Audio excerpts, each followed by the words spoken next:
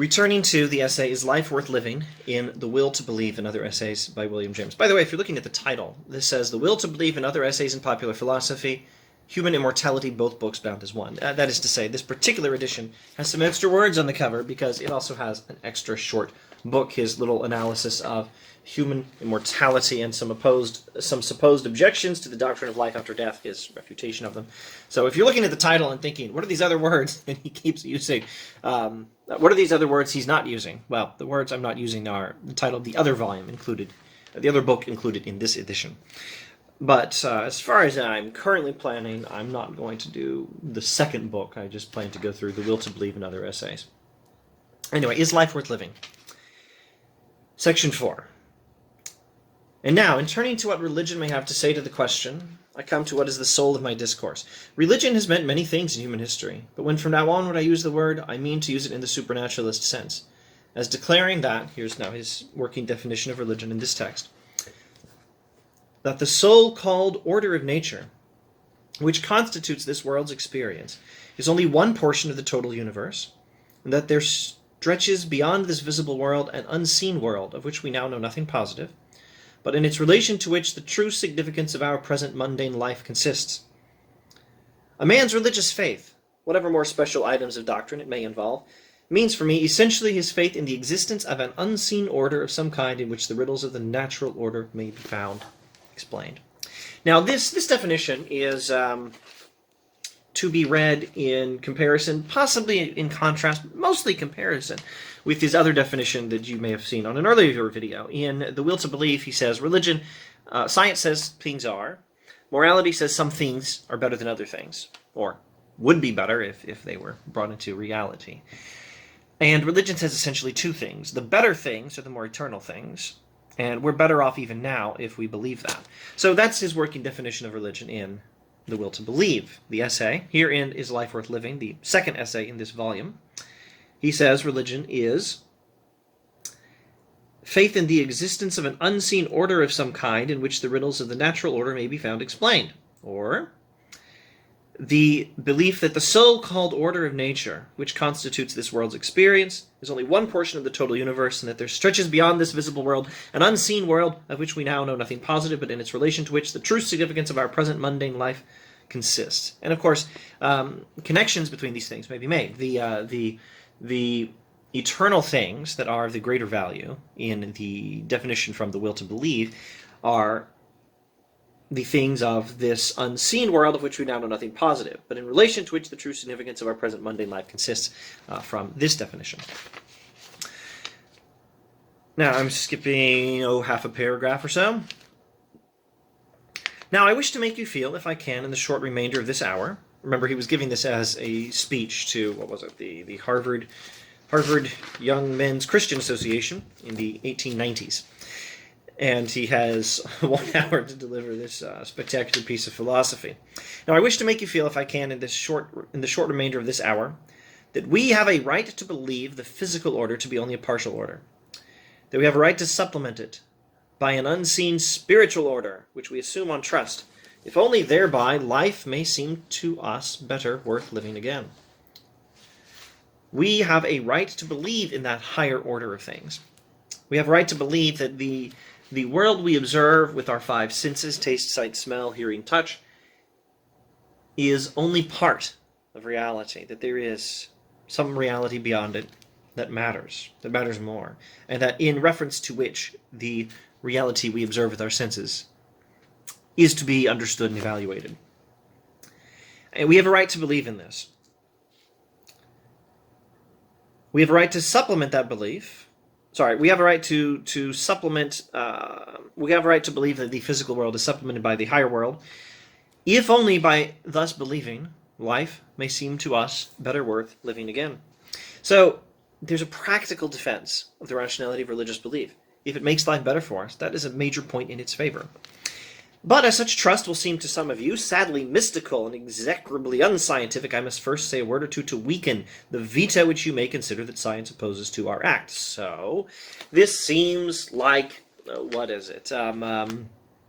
wishful thinking. This seems like believing based on desire and not based on evidence, not based on experience, we ought to believe in what science has shown and not jump ahead of the evidence. Follow the evidence. Don't let your beliefs run ahead of the evidence. That's the objection to religious belief James must now consider. It has a veto on this, practically speaking, in many people's lives. This skeptical scientific attitude has a veto on religious belief. And James wants to override the veto, so to speak, with certain objections. Now, he's certainly not objecting to science as such. He's going to take what is a much more common approach in the philosophers of not saying that there's anything wrong with science as such, but that you have to understand exactly what it is, what is its subject matter, and whether it has anything to say about things that are outside of its subject matter. Let's go initially to a remark that could be compared to the other remark given in The Will to Believe. If we had time, we could look into this. I don't think we have time. Or at any rate, I don't feel like doing it, so I don't think I'm going to. But there's this fascinating remark in The Will to Believe about here in this room, he's giving this in a university setting, we all of us believe in X, Y, and Z. He rattles off a list of things that everybody in American universities these days believes. And then he explains why we actually believe them. It's not based on our understanding of the logic and the evidence. It's based on the prestige of the opinions, etc., etc. It's a fascinating passage. It's back in the essay, The Will to Believe. Here's a passage that can be compared and contrasted. In this very university, we are in Is Life Worth Living? Section 4, paragraph 1, 2, 3, paragraph 3. In this very university, accordingly, I've heard more than one teacher say that all the fundamental conceptions of truth have already been found by science, and that the future has only the details of the picture to fill in. Here in this university, this is, again, he's talking to the Harvard Young Men's Christian Association. So, Harvard University. Here in Harvard University, 1890s, James has heard more than one teacher say that all the fundamental conceptions of truth have already been found by science. Science has already figured out all the basics of all truths. We just have to work in some of the details. And James says, but the slightest reflection on the real conditions will suffice to show how barbaric such notions are. This optimism about science is ridiculous. And I speculate that we might very appropriately now look back on this in the 1890s and say whether he perhaps is right. This is the 1890s we're talking about. Has science not made any significant progress since the 1890s? And what does that perhaps tell you about the idea, if someone were to suggest it now, that all the fundamental conceptions of truth have already been found by science? If someone were to suggest that today, does the last 100 years since the 1890s suggest that maybe in the next 100 years we'll make some more progress and maybe find out that where things were in the early 2000s, 2000 is referring to the century, not 2000 to 2010. It's January 2021 as I'm recording this video. I don't think it will air till 2022. 2020s. You don't think in the next 100 years we're not going to find another huge bunch of instances of scientific progress that would render such a claim, that would make such a claim seem rather silly if we made it now? The slightest reflection on the real conditions, back to the text, will suffice to show how barbaric such notions are. They show such a lack of scientific imagination that it is hard to see how one who is actively advancing any part of science can make a mistake so crude. Think how many absolutely new scientific conceptions have arisen in our own generation, how many new problems have been formulated that were never thought of before, and then cast an eye upon the brevity of science's career. Think of all the recent scientific progress, and then ask yourself, if in such a short time you've made this much progress, do you think we suddenly stopped? Do you think we're suddenly done? We've suddenly reached it? Is it credible that such a mushroom knowledge, that is a quickly expanding base of scientific knowledge, such a growth overnight as this, can represent more than the minutest glimpse of what the universe will readily prove to be when adequately understood? You think scientific knowledge has been expanding like this, such a short period of time, so much knowledge, so fast, and suddenly now in the 1890s it's going to stop? Suddenly we've figured it all out? No. And in fact, it continued for the next, 22 2022, when this video is being aired, presumably, 1890s to 2022, another 140 years or something, kept expanding. You think it's suddenly going to stop now in the 2020s? No. Our science is a drop, our ignorance a sea.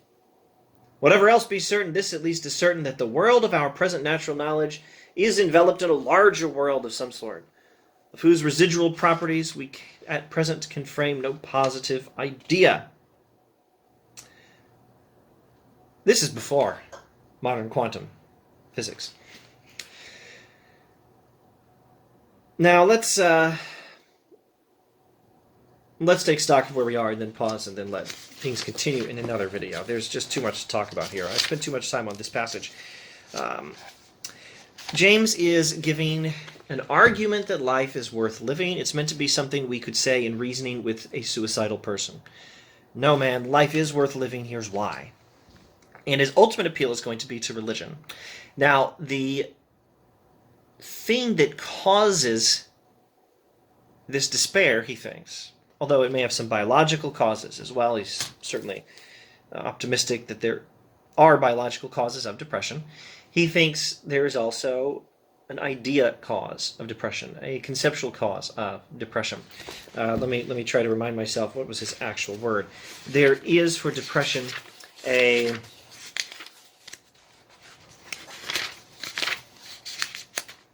reflective cause, and that cause is the conflict between the world as we observe it and the need to think that this world is expressing the will of some divinity.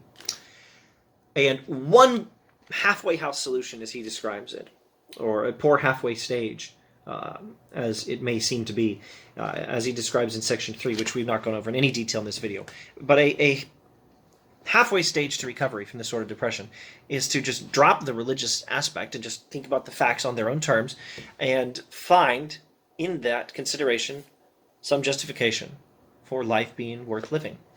And he thinks that can be done. But his major argument is now to return to this religious perspective and defend the religious perspective. Even in the case of all the evidence from human experience of a whole lot of suffering and evil and misery in this life, we are still justified in accepting that religious proposition.